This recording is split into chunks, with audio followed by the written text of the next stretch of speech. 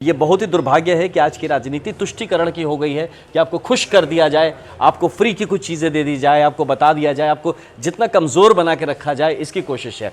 जन स्वराज इसका ठीक उल्टा कर रहा है, आपको सशक्त करने की बात कर रहा है। और आपका समाज से और आपके पूरे विधानसभा क्षेत्र से आपको जितना सपोर्ट मिलेगा, हमारा अपना सर्वे होगा, उस सर्वे में जो जीत रहा होगा, जो जीतने की काबिलियत रखता है, जो क्षेत्र के लिए बेस्ट काम कर सकता है, उसको ही टिकट दिया जाएगा। जो नए आए हैं वो आए हैं पैसे देके, उनको पोस्टिंग मिल रही है पैसे देके, वो खुद जो संचालन कमेटी कर रही है उसमें खुद ऐसे लोग इन्वॉल्व है जिनको आप नॉर्मल लैंग्वेज में दलाल कहेंगे, और वो चले हैं आपका मामला सलटाने। तो ये क्या बंदर बांटनी होगा तो क्या होगा, इसमें प्रॉब्लम नहीं होगा तो क्या? आप जाइए आरा मार्केट में, आपको नशे में लोग हम मिलेंगे, आपको बच्चे आप किताब छोड़ के शराब फेरी कर रहे हैं। तो इन सब चीज़ों पे अगर कंट्रोल करना है तो शराबबंदी का जो एक नाटक चल रहा है इसको तुरंत बंद करना बहुत। हमारे साथ आज खास बातचीत में आईपीएस आनंद मिश्रा, जो कि बक्सर से लोकसभा चुनाव भी लड़े थे, उसके बाद अब जो है बिहार को परिवर्तन करने की ओर अग्रसर हैं। तो चलिए हम जुड़ते हैं पूर्व आईपीएस आनंद मिश्रा से और बात करते हैं कि भैया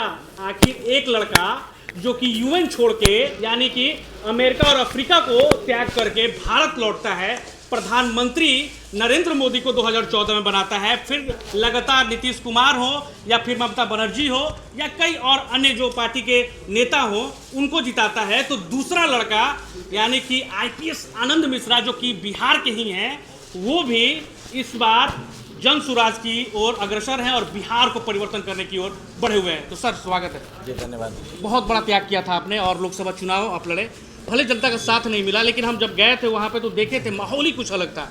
अब क्या लगता है, ठीक है पहली बार सफलता नहीं मिली, लेकिन अब आगे का आपने क्या सोचा है, किस तरीके से, क्यों जन स्वराज, आखिर क्यों जन स्वराज? सबसे पहला सवाल ये। यही जो आपने कहा जनता का साथ नहीं मिला, ये एक गलत स्टेटमेंट है। जनता का भरपूर साथ मिला। वोट की जहाँ तक बात आती है तो हमारे यहाँ पे कुछ ऐसे नैरेटिव्स चल रहे हैं बिहार में कि लोग वोट देते वक्त ये समझदारी नहीं ला पाते कि वोट खुद के लिए देना है, खुद के बच्चों के लिए देना है, खुद के समाज के लिए देना है। वो चलते हैं किसी पार्टी को जिताने, किसी के बेटे को जिताने, किसी और को मंत्री बनाने। तो ये समझदारी के लिए जो जन स्वराज ने अभियान चलाया है कि लोगों को, ये देखिए अभियान है, इस बात कर रही है, ये एक जागरूकता लाने की कोशिश है ज़मीन पे। तो इतनी बड़ी चीज़ जब तक नहीं होगी तब तक हम मुद्दों की बात नहीं करेंगे राजनीति में। तो इसीलिए मुझे लगा कि जिस कारण से, अगर मुझे लगता है कि मेरे जैसा आदमी जो सब छोड़ के आता है, कुछ एक विजन लेके आता है, उसको भी जनता अगर नहीं समझ पा रही तो फिर उसको उस बात को किस तरह से कन्वे किया जाए, ये काम जन स्वराज कर रहा है। तो इसीलिए मेरे लिए नेचुरल चॉइस है कि मैं जन स्वराज का हाथ मजबूत करूं, ताकि मेरे जैसे जितने भी लोग हैं, मुझसे बेहतर लोग हैं, जो आके समाज में अपना देना वापस चाहते हैं, जो यहाँ के लिए काम करना चाहते हैं, उनको एक सही प्लेटफॉर्म मिले जहाँ पे कि सही लोग सही सोच के साथ एक सामूहिक प्रयास करें और जनता का सुंदर राज स्थापित करें। सर मेनली 3 पॉइंट है, की पॉइंट जो है वो, चाहे प्रसाद किशोर ने भी उसमें से चर्चा किया है, एक शिक्षा, रोजगार और जिस तरीके से स्वास्थ्य बदहाल है, तो ये सारी चीज़ें जो है वो कब तक सुधार पाएंगे और किस तरीके से सुधारने का जो है एक आप लोगों ने तैयार किया है, हम खाका की इस तरीके से हम लोग तैयार करेंगे और इस तरीके से हम आगे बढ़ेंगे और बिहार को इस तरीके से शिक्षा में सुधार कर देंगे, स्वास्थ्य में सुधार कर देंगे और रोजगार जो है भरपूर मिलेगा। क्योंकि उन्होंने आंकड़ा भी पेश किया है कि जो है 23 लाख जो है लोगों को जो है लगभग अप्रोक्सीमेटली जो है लोग सरकारी जॉब में है। तो आखिर इतने कम रेशियो में है तो फिर किस तरीके से आप लोग रोजगार दीजिएगा, ये भी सवाल है। रोजगार नहीं, सशक्त करने की बात है कि आपको सशक्त किया जाए कि आप सिर्फ रोजगार के पीछे ना भागे, आप स्वरोजगार क्रिएट कर सकते हैं। आप जो स्वरोजगार बनाएंगे उसमें लोगों को और भी रोजगार मिलेंगे, और ये सरकारी नौकरी का आंकड़ा है जिसके बारे में आप बात कर रहे हैं। तो यहाँ पे सशक्तिकरण नहीं किया जाता है हमारे। अब ये बहुत ही दुर्भाग्य है कि आज की राजनीति तुष्टीकरण की हो गई है कि आपको खुश कर दिया जाए, आपको फ्री की कुछ चीज़ें दे दी जाए, आपको बता दिया जाए, आपको जितना कमज़ोर बना के रखा जाए, इसकी कोशिश है। जन स्वराज इसका ठीक उल्टा कर रहा है, आपको सशक्त करने की बात कर रहा है। आपको ऋण पे आप ऋण लीजिए काम के, लेकिन आपको ऋण भी नहीं मिलता है। आपको जो बैंक्स के जो CDRs हैं, जो आपके क्रेडिट डिपॉजिट रेशियो, कि जो बैंक को जितने पैसे आपको ऋण दे सकता है वो भी आप लेने के काबिल नहीं होने के कारण से जो पैसे आपके लिए थे, जो आपको ऋण स्वरूप मिला चाहिए, वो दूसरे राज्यों में चला जा रहा है। तो इन सब दुर्व्यवस्था को, कुव्यवस्था को सही तरीके संगठित तरीके से ले आके ये जो पैसे आपके ही बैंक से आपको नहीं मिल रहे, वो आपके पास सही और कम दर में चैनलाइज करके आपको इतना मजबूत बनाया जाए कि आप खुद के भी पैर पे खड़े हो सके और 4 लोगों का ध्यान रख सके। तो ये कुछ ऐसा है। जी बिल्कुल सर। एक अधिकारी जो है, आप भी तो अधिकारी रहे, तो अब हम सवाल भी वैसा ही पूछेंगे, अधिकारियों से रिलेटेड ही पूछेंगे, और खासकर बिहार के अधिकारियों से रिलेटेड। पहला सवाल सर ये है, ये बिहार में जमीन सर्वे चल रहा है और बिहार में सबसे ज्यादा लड़ाई और सबसे ज्यादा केस जो है वो जमीन विवाद में है। आखिर ये जमीन सर्वे, देखिए प्रशांत किशोर ने भी कहा कि अगले साल मार्च आते आते घर घर में, लगभग घर घर में जो है वो लड़ाइयाँ होती रहेगी, केस रजिस्टर होगा। तो ये सुधारने के लिए जमीन सर्वे हो रहा है या फिर इसमें आप खामियां किस तरीके से निकाल रहे हैं? क्योंकि सरकार तो बोल रही है कि हम लोग जो है ये पोर्टल पे लाएंगे, ऑनलाइन हो जाएगा, जो लड़ाइयाँ हो रही थी वो खत्म हो जाएगा, हम लोग आपके लिए जो है आ रहे हैं। और एक कमेटी भी अलग बनाई गई है जिसमें अमीन, कानूनगो और जो है सर्वे टीम जो है वो लगी हुई है। ये बताइए, ये जो लोग थे वो पहले नहीं थे क्या? 11,000 नए जो है वो सिलेक्ट किए गए हैं। अमीन जो नहीं, तो ये नया 11,000 आने के बाद ही लैंड रेवेन्यू सिस्टम चालू होगा ऐसा तो नहीं, इतने साल से तो चल ही रहा था। लूप होल का ये लूप होल ये है कि आप अपने ये पूरा जो प्रोसीजर ही लूप होल है। ये क्यों प्रॉब्लम होंगे? क्योंकि आपने आपका ऑर्गेनाइजेशन ही ठीक नहीं किया। जहां पे आपके जितनों का नाम लिया जो नए आए हैं, वो आए हैं पैसे देके, उनको पोस्टिंग मिल रही है पैसे देके। वो खुद जो संचालन कमेटी कर रही है उसमें खुद ऐसे लोग इन्वॉल्व है जिनको आप नॉर्मल लैंग्वेज में दलाल कहेंगे, और वो चले हैं आपका मामला सल्टाने। तो ये क्या बंदर बांट नहीं होगा तो क्या होगा? इसमें प्रॉब्लम नहीं होगा तो क्या? पहले आप आपकी जो प्रशासनिक व्यवस्था को ठीक करिए, उस काबिल बनिए। अगर वो काबिल बन के नॉर्मल अपने ही ऑफिस में बैठ के काम कर लेना तो आधी प्रॉब्लम्स तो वहीं खत्म हो जाए। जो बचा कुचा है उसके लिए आपको ज़मीन पे जाने की ज़रूरत है। ये सब देखिए फार्स है, ये सब एक पब्लिक को गुमराह करने के लिए हो सकता है। मुझे लगता है कुछ लोगों को जो पैसे दे के आए हैं उनको पैसे उठाने के लिए मौका दिया जा रहा है कि अब जाओ, अब ये नौटंकी नया शुरू करो। हाँ, कि जो जहां है आओ, आपस में लड़ मरो भिड़ो और यही करो, और यही करा के हम तुमको लड़वा झगड़वा के हम अपना चलाते रहें। तो ये जो व्यवस्था कभी सक्सेसफुल नहीं इसलिए नहीं होगा क्योंकि आपने अपना एडमिनिस्ट्रेटिव जो लोग करने जा रहे हैं, जिस तरीके से आपका स्ट्रक्चर जो आपने तैयार किया है, जो इसको इंप्लीमेंट करेंगे उसी में लीकेज है। आप जो वही बात बताए ना कि जो आपका जो बाल्टी है वहीं अगर लीकेज, आप उसमें कितना भी कुछ भी डालते रहिए वो तो नीचे गिरता रहेगा। पब्लिक को बाहर से दिख रहा है कि हाँ ये तो सही सिस्टम बन गया, अब ये सब ठीक हो जाएगा। ये सपने दिखाने वाली बात है। आप सिस्टम पहले ठीक करिए, जो लोग करने जा रहे हैं उनकी काबिलियत देखिए, उनके क्वालिटी देखिए, वो कर पाएंगे भी कि नहीं कर पाएंगे, नहीं तो ये सिर्फ कंफ्यूजन क्रिएट होगा। सर इसमें सर्वे में थोड़ा सा डीप इसलिए जा रहा हूँ क्योंकि आप भी प्रशासनिक सेवा में रहे हुए हैं, तो आप बहुत अच्छे से समझ सकते हैं और लोगों को समझा भी सकते हैं। सर सवाल यह है कि बिहार सर्वे में कई सारे लोगों के पास खतियान नहीं होगा, कई सारे लोगों के पास जो है केवाला नहीं होगा, केवाला इट मीन्स की डीड जो है वो नहीं होगा। कई सारे लोगों के पास जो है वो लिखित रूप से जो है उसका वंशावली जो है वो बंटवारा नहीं होगा। कई सारे लोगों के पास जो है मौखिक रूप से बंटवारा हो गया, अब जो है वहाँ पे खेत जुताई हो रहा है। अब फिर उसके बाद सरकार आएगी, कहेगी कि नहीं लिखित रूप से तो यहाँ पे किसी और का जमीन है, आप यहाँ पे कैसे कर रहे हैं, ये उनके नाम हो जाएगा। तो कई सारे प्रॉब्लम क्रिएट होंगे, लेकिन इसका निवारण सर आखिर बिहार सरकार कैसे कर सकती है? जमीन सर्वे अगर हो रहा है तो ये एक अच्छी बात भी हो सकती है कई सारे लोगों के लिए, अगर अच्छे तरीके से हो। तो आप सजेस्ट क्या करेंगे, किस तरीके से होना चाहिए? जो आप कह रहे हैं, देखिए ये ना फट से एक प्रोग्राम को एक नया कोई प्रिंसिपल सेक्रेटरी आता है, वो फट से एक डिजाइन करता और लगा देता, चलो अब हम ये करेंगे। इसकी तैयारी होती है। आप जितने चीजें बोले किसी के पास ये नहीं वो नहीं, पहले आप टाइम दीजिए, मौका दीजिए कि इतने महीने या इतने 1 साल का टाइम हो रहा है जिसमें ये इसके लिए हम स्पेशल विंडो खोल रहे हैं। जिसका दिक्कत आई है हम आपको ये कागज बना के देते हैं। लेकिन बनता कहाँ है सर कागज? नहीं, ब्लॉक में बनता कहाँ कागज? जब बनता नहीं तो ये फिर किस लिए कर रहे हैं? जब ये बेसिक काम नहीं कर पाते हैं तो फिर ये सब तो नाटक ही चल रहा है ना। पहले परिमार्जन प्लस परिमार्जन लाए, फिर उसके बाद परिमार्जन प्लस लाए, लेकिन कहीं भी आवेदन देने के बाद सर देखिए ये आप ये समझिए कि इसमें सीरियसनेस नहीं है। अगर ये सीरियसली एक किसी भी सरकारी प्रोजेक्ट को करने का एक तरीका होता है जिसमें आप पहले तैयारी करते हैं, संगठित करते हैं, आपके टीम्स को ट्रेनिंग होती है, उसको प्रॉपरली उसको पता होता है वो क्या करने जा रहा है। यहाँ है कि भाई किसका जमीन किधर है किधर, वो करके भैया आप इसको मैनेज करें, उसको मैनेज करें, इस टीम में हमारे वो हैं उसके वो है, पूरा अब देखते रहिए इसमें किस तरह का। कई तो टीम्स के साथ मुझे डर है कि वायलेंस ना हो जाए गाँव में, जो ऐसे टीम जा रहे हैं उनके ऊपर ही कोई वायलेंस ना हो, मुझे इस बात का भी डर है। क्योंकि ये पहले आप तैयारी आपकी नहीं है और आप फट से उछल गए।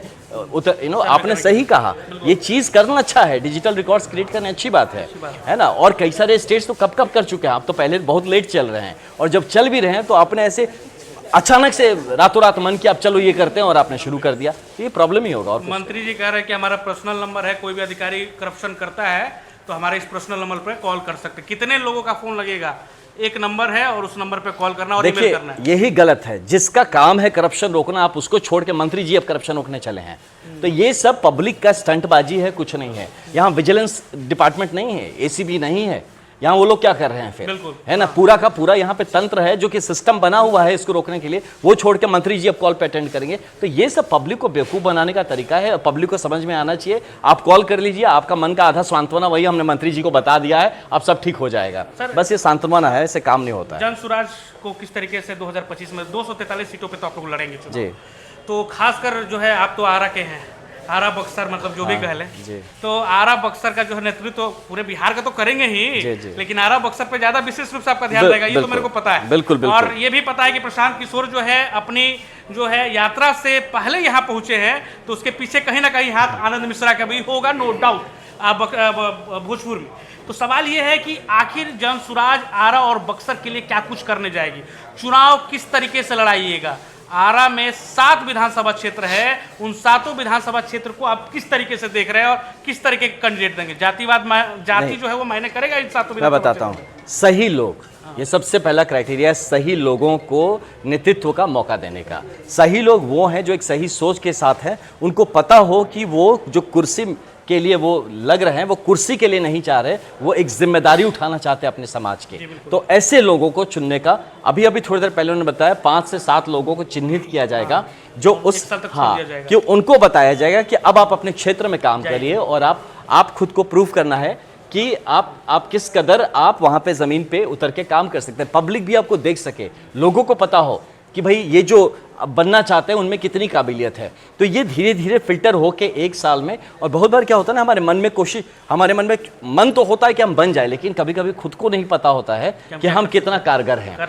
तो ये 1 साल में खुद का भी पता चलता है, खुद का आकलन होता है कि हम कितने कारगर हैं, मुझे कितनी समझ है ज़मीन की, और मैं क्या लोगों से जुड़ पा रहा हूँ या नहीं जुड़ पा रहा हूँ। तो इसीलिए ये सबके लिए एक विन विन सिचुएशन है। मेरा मानना है कि जब आपकी, देखिए, जो अच्छे सही लोग जब तक आप चुन के नहीं जाएंगे, आप कैसे ये आशा कर सकते हैं कि आपके साथ सही सरकार बनेगी या सही काम करेगी सरकार। इसीलिए ये सही लोगों की सरकार बनाने का प्रयास है।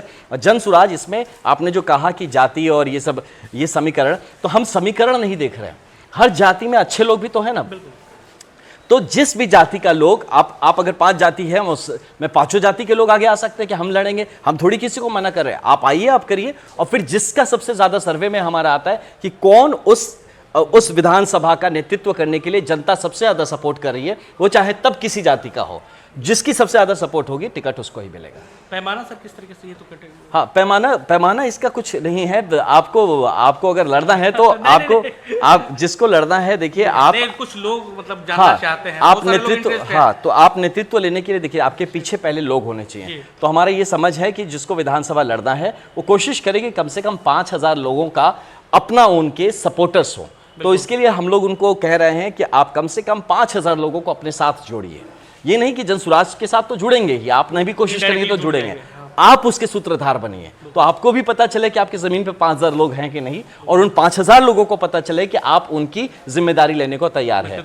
हाँ, तो जो भी नेतृत्व के लिए आ रहा है, अगर वो 5000 लोगों को साथ जोड़ पा रहा है, मतलब उसमें वो क्षमता है कि वो लोगों को साथ ला सकता है और साथ लेके चल सकता है। तो यही मेन क्राइटेरिया होगा। बाकी आपका ज़मीन पे जितना आप काम कर सकेंगे, और आपका समाज से और आपके पूरे विधानसभा क्षेत्र से आपको जितना सपोर्ट मिलेगा, हमारा अपना सर्वे होगा, उस सर्वे में जो जीत रहा होगा, जो जीतने की काबिलियत रखता है, जो क्षेत्र के लिए बेस्ट काम कर सकता है, उसको ही टिकट दिया जाएगा। बिहार में शराबबंदी जो है वो चालू कर देंगे, शराबबंदी चालू है, शराबबंदी तो चालू ही है, शराबबंदी के नाम पे।